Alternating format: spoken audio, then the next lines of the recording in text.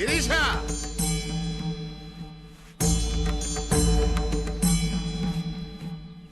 ഏടത്തി. Hi, ആരാ ഇത്? പട്ടാഴിയില്ലത്തെ ആത്തയമ്മയോ? ഇവിടെ നിന്റെ ഏടത്തി ഇരിക്കണത്? പടിയിറങ്ങി പോയ മൂശട്ടെ. അച്ഛാ, ജയേട്ടാ, ഇങ്ങോട്ടൊന്ന് വേഗം വരിക.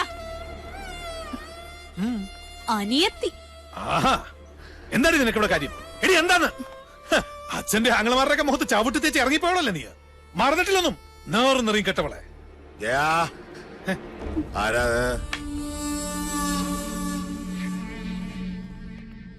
കണ്ടില്ലേ അച്ഛാ, ഇറക്കി ഇവിടെ പിഴച്ചവളെ. എന്താണാവോ വരവിന്റെ ഉദ്ദേശം? ഗുപ്തനും മക്കളും ചത്തു നശിച്ചോന്ന് കണ്ടുറപ്പിക്കാനാ? അപ്പൊ ഉറപ്പാണ് അച്ഛന് എല്ലാം നശിക്കൂന്ന്. അവന്റെ അച്ചിപ്പണി ചെയ്ത് നടക്കുന്ന നീ ഞങ്ങളെ ശപിക്കുന്നോടി. അച്ഛാ, ഈശ്വരനെ കരുതി, എന്നെ കരുതിയിട്ടല്ല, അച്ഛന്റെ ഏട്ടന്മാരുടെ നന്മയ്ക്ക് വേണ്ടിട്ട് പറയാ. മുഖവുര വേണ്ട. മാധവേട്ടനോട് ചണ്ടയ്ക്ക് നിൽക്കരുത്, എന്റെ ഒരു അപേക്ഷയാണ്. കേട്ടില്ലേ? ഇവള് പറഞ്ഞെന്റെ പൊരുളച്ഛന് മനസ്സിലായില്ലേ? നമ്മുടെ ചോരയ്ക്ക് വേണ്ടി ഇവള് ദാഹിക്കുന്നു. ലക്ഷണം കൊള്ളാം. ആദ്യം യുദ്ധം ചെയ്യാൻ കടവ് കടന്ന് വേളിക്കാരൻ വരുന്നു, പിന്നാലെ സമാധാന ദൂതുമായി സഹധർമ്മിണിയെ പറഞ്ഞയക്കുന്നു. എന്താ ഇതിന്റെയൊക്കെ അർത്ഥം? മക്കളെ, പട്ടാഴിക്ക് ഭയം ബാധിച്ചിരിക്കണോ? മടങ്ങിക്കോളാ, ഇല്ലെങ്കിൽ നിന്റെ ശവം കൊണ്ട് അവന്റെ മുഖത്തേക്ക് വലിച്ചെറിയും. അച്ഛൻ പറഞ്ഞ കേട്ടില്ലേ? ഇറങ്ങി പൊടി മൂദേവി. കംസജന്മം എത്ര അനുഭവിച്ചിട്ടും മതിയായിട്ടില്ല അല്ലേ? ഞാൻ കംസൻ തന്നെയാ. ഈ അടിവയറ്റിലൊരു കൃഷ്ണുണ്ണി വളരുന്നുണ്ടെങ്കിലേ വലുതാമ ഇങ്ങോട്ട് പറഞ്ഞു വിട. ഈ ജയൻ ഇവിടെ തന്നെ ഉണ്ടാവും. ബാക്കി അവനോട്. അത്രയും ആയുസ് നിനക്കില്ല ജയ. തൊടില്ല നീ. വഴിതെറ്റിയിട്ടായാൽ പോലും ജീവിതത്തിൽ ഒരിക്കലും ഇനി ഈ മുറ്റത്ത് കാലുകുത്തരുത്. മനസ്സിലായോ? അനന്താ, ഇത്രയും വണ്ടിയിലേക്ക് കൂട്ടുകൊള്ളു.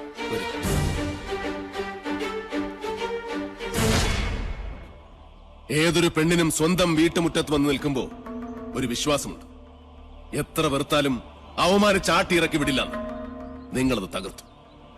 വെറി പിടിച്ച നിങ്ങളുടെ മനസ്സ് പിതൃസ്ഥാനത്തിന്റെ മഹത്വം മറന്നുപോയിരിക്കുന്നു. സൂക്ഷിച്ചോ ചിത്രഗുപ്ത, നിങ്ങളുടെ കൈവെള്ളയിൽ 1000 രേഖ. സാവിത്രി, ഇവന്റെ നെഞ്ചു വലിച്ചു കീറി ചങ്കെടുത്ത് എന്റെ മുന്നിൽ വെച്ചു തരൂ, എങ്കിലേ എനിക്ക് തൃപ്തിയാവൂ. പെറ്റ തള്ളയെ വിളിച്ച് നെഞ്ചിലിടിച്ച് ഓരിയിടാൻ ഇനിയും അവസരമുണ്ടാവും. അപ്പ മതി മുക്ര. ഓ, ഇതാണല്ലേ ആ മാതാമഹൻ, കാരണവരുടെ വാടക കൊലയാളി.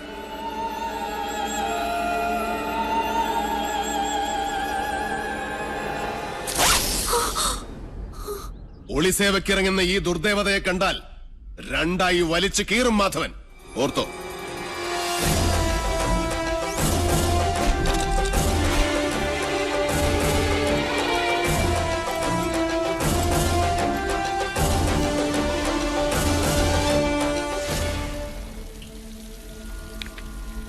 മണിയങ്കോട്ടെ കാരണവരും മക്കളും നെല്ലൂർ മനയുടെ കുറെ കരഭൂമി വെട്ടിപ്പിടിച്ച് അനുഭവിക്കുന്നുണ്ട്. അടിച്ചിറക്കണ ആസത്തുകൾ അവിടെ നിന്ന്. പടിയിറക്കി നാട് കെട്ടണ ജോലി നാളെ തന്നെ അങ്ങോട്ട് തുടങ്ങിയാലോ? നല്ലത്. അത് നാളെ തന്നെ തീർപ്പാക്കണം. വരിക.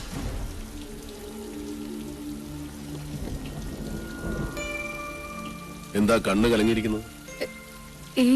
ഒന്നുമില്ല, എന്തോ ചെറിയ കരട് കണ്ണിലെ പാറി വീണു, അത്രേ ഉള്ളൂ. എനിക്കറിയാം, തന്റെ കണ്ണിലെ കരട് ഞാനാണിപ്പോ. അയ്യോ, എന്താ ഇങ്ങനെയൊക്കെ പറയണേ? ശത്രു തന്നെയാണ് മാധവൻ. ശത്രുവായാലും മിത്രമായാലും ആക്രമിച്ചു കീഴടക്കുന്നത് എന്റെ സ്വഭാവമാണ്. അച്ഛന്റെയും ആങ്ങളമാരുടെയും ജീവന് വേണ്ടി മിത്ര എന്നോട് യാചിക്കരുത്. വിട്ടുതരില്ല ഒന്നിനെയും ഞാൻ.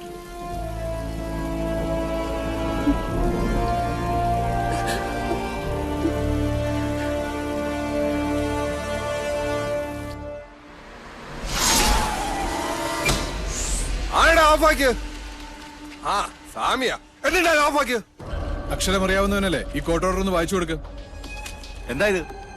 നിന്നെയൊക്കെ ഇവിടുന്ന് വലിച്ചിറക്കാനുള്ള കോട്ടോറാ ഊട്ടി പൊക്കണം.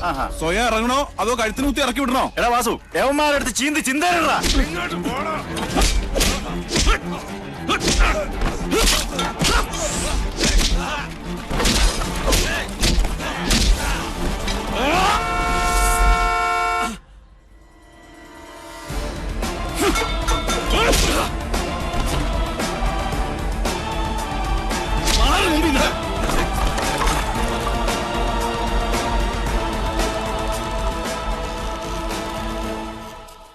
എന്താടാ ഇത്?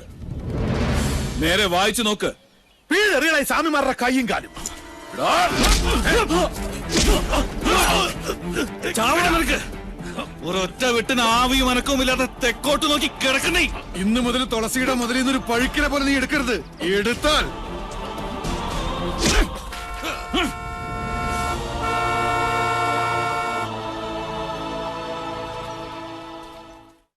എല്ലാം നശിച്ചു, നശിപ്പിച്ചു. എന്നിട്ട് മോങ്ങിക്കൊണ്ട് വന്നിരിക്കുന്നു ചുംബന്മാര്. അമയത്തെ കഴിക്കുന്ന കഴുതകൾക്കുണ്ടാവും ഇതിലും നല്ല ഉശിര്. എന്തിനാണ് ശംഭോ എനിക്കിങ്ങനെ 3 ആമക്കള്? അച്ഛാ, എന്താ? രാജീവൻ വിളിച്ചിരുന്നു. അപ്പൊ അവരും അറിഞ്ഞു മണിയങ്കോട്ടിന്റെ അടിത്തറ അളകിയിരിക്കുന്നെന്ന്. സ്വത്തില്ലാത്ത മണിയങ്കോട്ട് നിന്നും അവന് പെണ്ണു വേണ്ടാത്രേ.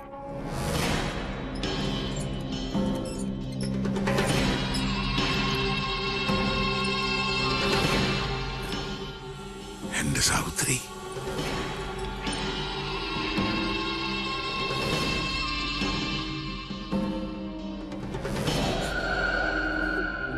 എപ്പോഴൊക്കെ നിന്റെ കണ്ണു നിറഞ്ഞു കണ്ടിട്ടുണ്ടോ അപ്പോഴൊക്കെ ഈ ഗിരീശൻ മനസ്സ് കല്ലാക്കിയിട്ടുണ്ട്. കൊന്നവന്റെ ശവം മരിച്ചവന്റെ മുറ്റത്ത് ദഹിക്കണം. മണിയങ്കോട്ടെ പഴയ ആചാരങ്ങൾ തെറ്റിക്കണ്ട. അതിന് കരളുറപ്പുള്ള ആരെങ്കിലും ഉണ്ടോടാ ഇവിടെ? അച്ഛൻ പുലർച്ചെ പുഴക്കരെ കാത്തു നിന്നോ? കണി കാണാം മാധവന്റെ ചേട്ടം. വാടാ ഗിരീശ. വാസു, ചെമ്പ്രയിൽ ഇത്തിരി ചോര വീണിട്ട് എത്ര കാലായി. ശുഭമസ്തു. കല്യാണകാരണിയായി സദസായി കല്യാഭിലാഷ സമുദായിനിയായി സിദ്ധിയായി മൂലപ്രകൃതിയായി വർത്തിക്കും അമ്മേ തൊഴുന്നിതാ. സിസ്റ്റേഴ്സ്, ഈ അടുപ്പിൽ പാലുകാച്ചൻ തീരുമാനിച്ചോ? നന്നായി. ഞാൻ ഫയർ എഞ്ചിൻ വിളിച്ചിട്ട് വരാം. ആദികേശവ, ജീവൻ വേണമെങ്കിൽ ഓടിക്കോ. ഉയിര് കിടന്നാൽ നിനക്ക് വായിച്ചെങ്കിലും ജീവിക്കാം.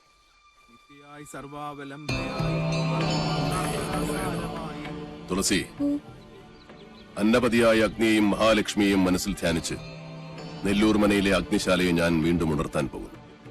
അത് നിന്റെ കൈകൊണ്ട് തന്നെ വേണം. പേടിയുണ്ടോ? കുട്ടേട്ടാ വേണ്ട, ഈ അടുപ്പിൽ നല്ല തീ പിടിച്ചിട്ടുണ്ട് അച്ഛൻ.